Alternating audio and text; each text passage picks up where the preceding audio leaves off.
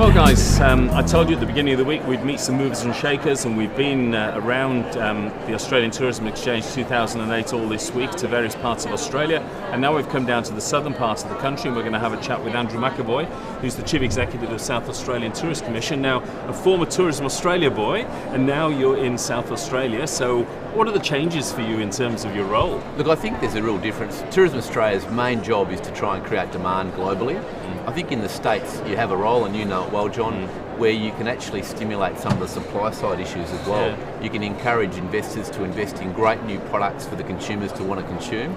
You can stage events, physical events that we've created, things like the Great Australian Outback Cattle Drive and others. You do the marketing, but you're also very involved in the aviation sector in encouraging airlines to want to fly to your destination. So I think it's a very different role to Tourism Australia, which is predominant job is to try and see if we can advertise and promote the best of our country to the world. You've always been a pretty vocal sort of guy. You've never been afraid to say what you think and get out there. But in terms of South Australia, since you've been down here, you've really addressed some amazing challenge around fuel, the slice of the cake and all that sort of stuff. What are the key issues for South Australia now, fighting to get its market share, I suppose, in Australian tourism? It's a great question. I think that for many years, the people of South Australia are delightful people. But I guess in the world of tourism, you've got to be competitive and aggressive. Yeah. So what I'm trying to instill in people is that the product is as good, if not better, than just about anywhere else in the country. But they probably haven't been as proactive as we need to be to let people know it's there. And then I think it's also an unfinished canvas. I think there's a great opportunity, having seen what the rest of the world's done, to build and develop great new things, which I think will be representative of the best of Australia tomorrow. So my view is we should shout it from the rooftops of how good it is now, but we should work really hard on getting more planes to land and also actually building some new product the world will want to see. Sure. I mean, so you had some big boots to fill after Bill Spur left. I mean, one of the doyens of the industry. Are there things that you're doing differently to the way Bill did them? And the other part of the question is the South Australian government committed to tourism and is going to put money behind you? Yeah, very much. Bill Spur was the head of the Tourism Commission for 9 years. He's a good friend and mentor, and he and I have a coffee still every fortnight. Oh, good. And what Bill sort of told me was, where are the bodies buried? He could tell me what has not happened in the past, and gives me a great way to think, how do I actually get on and do better? Is the government committed? Absolutely. The Premier is a former tourism minister, Mike Rann. The Treasurer, Kevin Foley, is really keen on to seeing better infrastructure development in the state. We have a mining boom and a defence boom in the state, so we're building off better confidence. And our Tourism Minister, Jane Lomax-Smith, who's also the Minister for Education, is very passionate and committed. So the money's there, the commitment's there, and now it's up to us to actually, sow the seeds, basically. Sure. We're in exciting times. I mean, some people might say challenging as well, which I'm sure they are, with the Australian dollar, fuel costs, economic downturns in some of the key markets. How is South Australian Tourist Commission addressing those challenges? Yeah, it's interesting. A lot of people talk about oil prices and the cost of fuel and, interest rate rises in our own country, etc. But as I say, we can't control the Reserve Bank, we can't control OPEC and oil prices, but I reckon tourism's been around since, Moses wore short pants.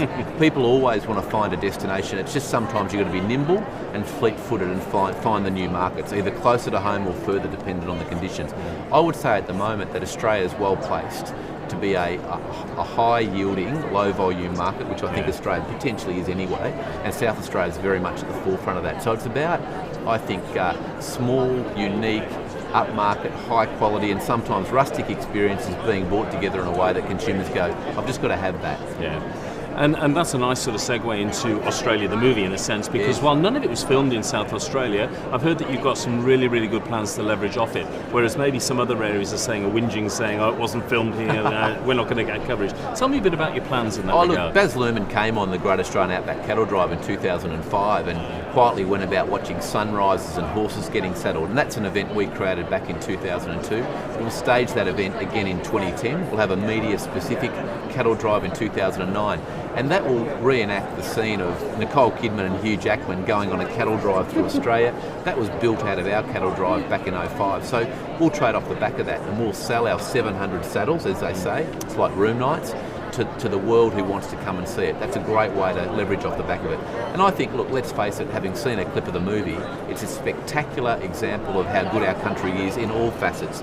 And South Australia, like the Territory, WA, and a lot of these places, looks and feels like that movie, and I think we can all trade well off the back of it. Just coming back to sort of fuel and aviation for a second, I mean, we know that our friends in tropical North Queensland and so on are going to suffer quite dramatically because of cuts for airline routes and so on. Do you see that impacting at all on South Australia?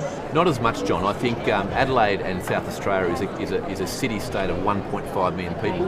We have strong lack of seasonality. We have strong business all the way through the year. We have inbound, we have outbound because of it. We have corporate traffic, convention traffic, education traffic, and I think that means that we're a very profitable route for airlines. You'll notice in all the cuts so far, and let's cross our fingers, nothing in or out of Adelaide's been cut.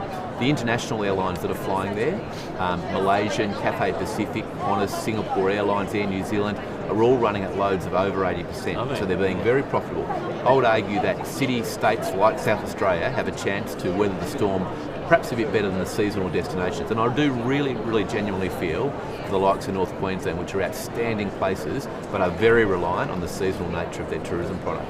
I think a city-state like Adelaide in South Australia has an opportunity beyond that, which means we're perhaps more profitable more often throughout the whole year. Wonderful. Well, Andrew, thank you very much indeed for your time. Thanks, John. And speaking with us, and keep being vociferous. I think it's really important that you should. Thank you. Congratulations. Thank you. John Alwyn-Jones from Travel Mode TV at the Australian Tourism Exchange 2008, and I've been speaking with Andrew McEvoy, the Chief Executive of the South Australian Tourist Commission.